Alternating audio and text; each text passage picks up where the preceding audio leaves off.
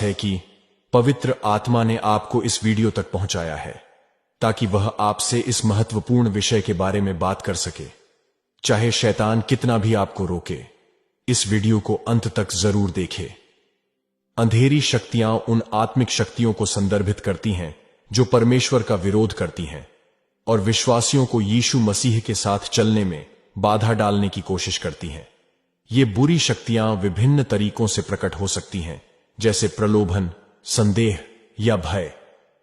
यह पहचानना महत्वपूर्ण है कि इन दुष्ट शक्तियों को हल्के में नहीं लिया जाना चाहिए, क्योंकि उनमें आपको और परमेश्वर के साथ आपके रिश्ते को नुकसान पहुंचाने की क्षमता होती है। हम में से बहुत से लोग इस गलत धारणा के साथ बड़े हुए हैं कि शैतान हमसे कहीं ज्यादा शक्तिशाली है, लेकिन सच्चाई वास्तव में इसके विपरीत है। शैतान और उसकी दुष्ट आत्माएं वास्तव में जितना आप सोचते हैं उससे कहीं ज्यादा आपसे डरते हैं। जब शैतान आप पर हमला करना चाहता है तो सबसे पहले वह यह जांचता है कि आप परमेश्वर के वचन के बारे में कितना जानते हैं या मसीह में अपने अधिकार के बारे में कितना जानते हैं। यदि आप नहीं जानते कि आप मसीह में कौन हैं या मसीह में आपकी पहचान क्या है, तो वह आपको डराने की कोशिश करेगा। लेकिन अगर वो देखता है कि आप प्रभु की उपस्थिति में रहकर प्रभु में दिए हुए अधिकार का इस्तेमाल करना जानते हैं, तो वो आपसे दूर भागेगा। होशे 4 के वचन 6 में लिखा है, मेरे ज्ञान के न होने से मेरी प्रजा नाश हो गई। जब आप जानते हैं कि आप प्रभु में कौन हैं और जब आप उसकी उपस्थिति में रहना सीख जाते हैं, तो शैतान उसके एजेंटों के साथ कभी आपके पास नहीं आएगा।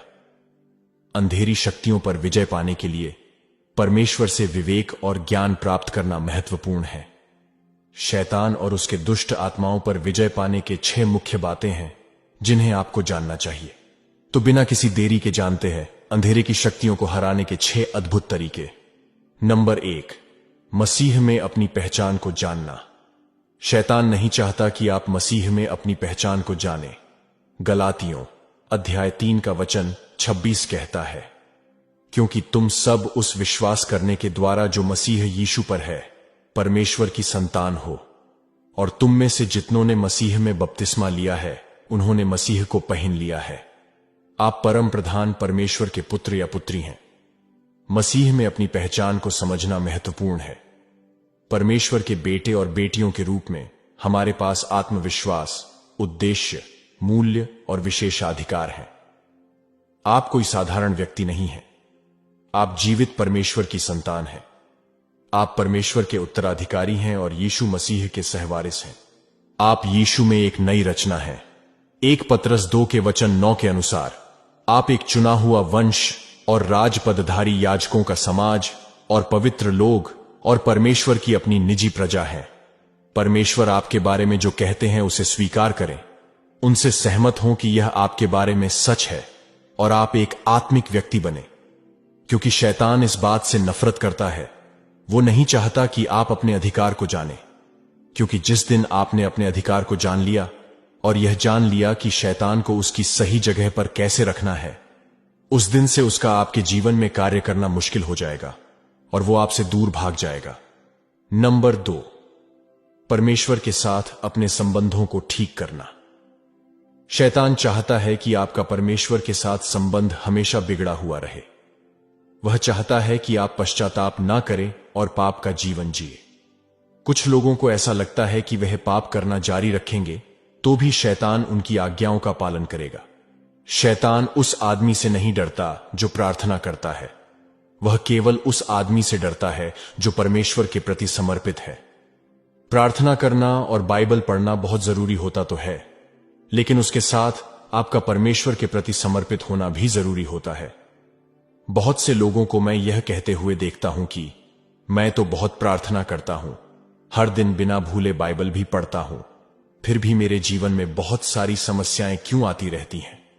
मैं उनको यह बताना चाहता हूं कि शैतान सिर्फ उनकी बात मानेगा या सिर्फ उनसे डरेगा जिसका परमेश्वर के साथ संबंध अच्छा है। इसलिए कई लोग प्रार्थना करने के बावजूद समस्याओं का जीवन जी रहे हैं। बेशक मसीही लोगों के जीवन में समस्याएं तो आती ही है। बाइबल में कई ऐसे उदाहरण हैं जहां परमेश्वर के लोगों ने समस्याओं का सामना किया, लेकिन जब आपका जीवन परमेश्वर के प्रति समर्पित होता है तो उन समस्याओं का आपके जीवन पर कुछ असर नहीं होता। उन समस्याओं के बीच में आप बिना डरे खड़े होते हैं और जो आशीष परमेश्वर ने आपके लिए रखी है वो आपको मिल जाती है, उसे शैतान रोक नहीं सकता। याकूब 4:7 कहता है, इसीलिए अपने आप को परमेश्वर के अधीन कर दो, शैतान का विरोध करो, वह तुम्हारे सामने से भाग खड़ा होगा। परमेश्वर के अधीन होना मतलब उनके अधिकार के प्रति समर्पण और उसकी आज्ञाओं का पालन करना होता है। इस बात पर भरोसा करना कि उनकी योजनाएं अंततः हमारे भले के लिए हैं। परमेश्वर के प्रति समर्पण करके हम खुद को उनकी इच्छा के साथ जोड़ते हैं और उन्हें अंधकार की शक्तियों के विरुद्ध हमारे लिए लड़ने देते हैं। जब हम परमेश्वर की शक्ति से शैतान का विरोध करते हैं तो वह हमसे भागने के लिए मजबूर हो जाता है, हमारे जीवन में पैर जमाने में असमर्थ हो जाता है। जब आपने अपने पापों का पश्चाताप करके परमेश्वर से संबंध ठीक नहीं किया है तो शैतान के खिलाफ युद्ध छेड़ने का प्रयास करना खतरनाक है।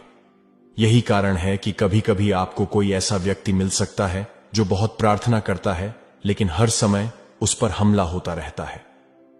उन पर आत्मिक हमला होने का कारण यह हो सकता है कि उनके जीवन में अभी भी छिपे हुए या गुप्त पाप हैं।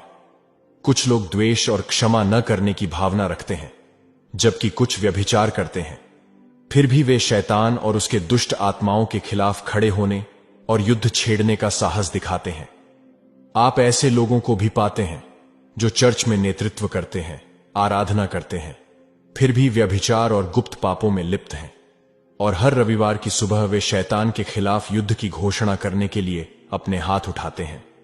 आप अपने आप को परमेश्वर की संतान तब तक नहीं कह सकते जब तक आप इन पापों में अभी भी पड़े हुए हों। 1 यूहन्ना 3:4 में लिखा है, जो कोई परमेश्वर से जन्मा है वह पाप नहीं करता, क्योंकि उसका बीज उसमें बना रहता है, और वह पाप कर ही नहीं सकता क्योंकि परमेश्वर से जन्मा है। जी हां, एक सच्चा मसीही कभी पाप नहीं कर सकता और पाप करने वाला कभी सच्चा मसीही नहीं हो सकता।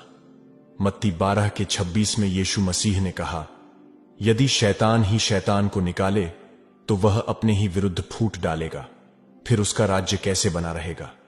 शैतान के साथ संबंध रखकर आप उसे हरा नहीं सकते।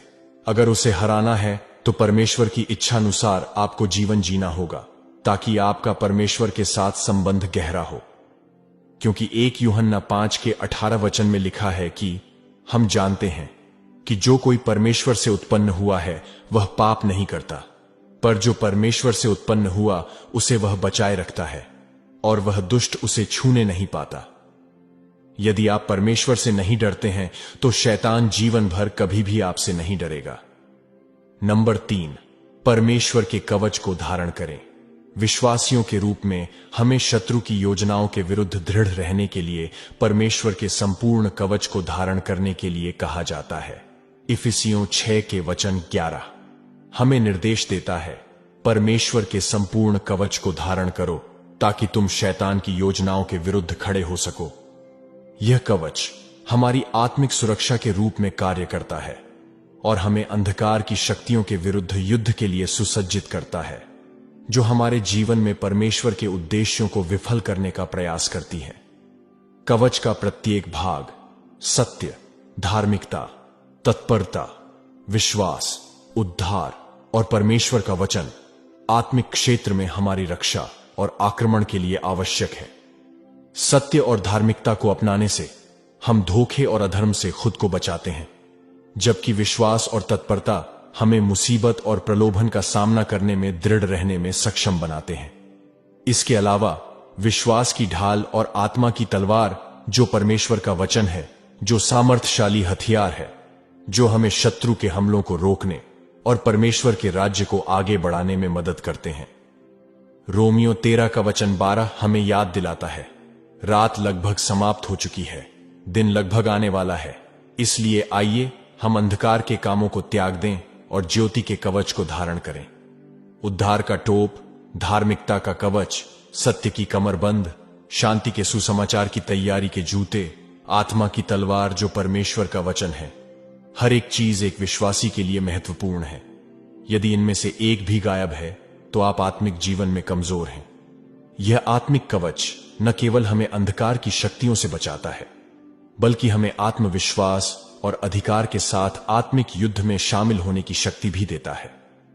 इसीलिए हमें प्रतिदिन खुद को परमेश्वर के कवच में ढकना है, ताकि हम दुश्मन की योजनाओं के खिलाफ मजबूती से खड़े हो सके और दुनिया में परमेश्वर के राज्य को आगे बढ़ा सके।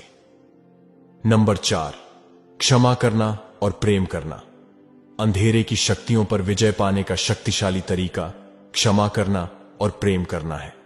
शैतान हमेशा क्षमा और प्रेम इन दो बातों से घृणा करता है, क्योंकि जब यह दो बातें हम अपने जीवन में करना शुरू कर देते हैं, तब जो आशीषों के दरवाजे शैतान ने आपके जीवन में काफी सालों से बंद रखे थे, आत्मिक क्षेत्र में वे खुलना शुरू होते हैं।